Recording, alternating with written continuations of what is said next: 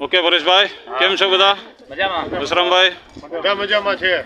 બધા મજામાં ને? ક્યાં ગામથી આવો છો બધા? સુરેન્દ્રનગર ડિસ્ટ્રિક્ટમાંથી પાટડી તાલુકો, ગામ સુરજપુરા. બરાબર, સુરેન્દ્રનગર જિલ્લો. હા.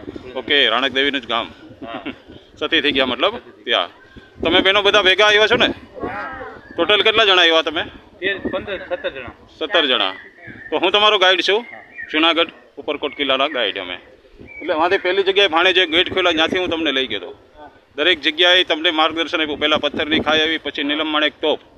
એ કોણ લઈ એવું કઈ રીતે બની ભાઈ સમજાવ્યું હતું તમને? હા. ત્યાંથી પછી આપણે આગળ ગયા એટલે રાણક દેવીનો મહેલ, એની ઉપર 2 બાળકને વધેરા, એ બધું સમજાવ્યું, દેખાડ્યું મેં. ઓકે, ત્યાંથી આપણે ગયા હતા બુદ્ધ ગુફા.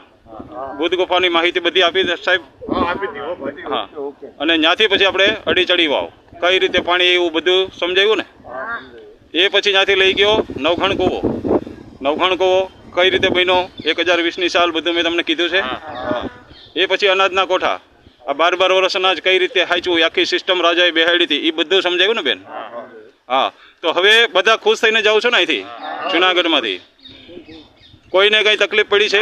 કોઈ તમારા વિશે કોઈ તકલીફ મને પડી નથી. ઓકે, તો આ કિલ્લો બધા જે ફરવા આવે છે અમુક લોકોને ખબર નથી, આપણે સામેથી પૂછે કે ગાઈડ એટલે શું, પણ હકીકતે ગાઈડ જોઈએ કિલ્લામાં. ગાઈડ તો ફરજિયાત જોઈએ, ફરવા આવવું હોય તો તમને મજા આવે.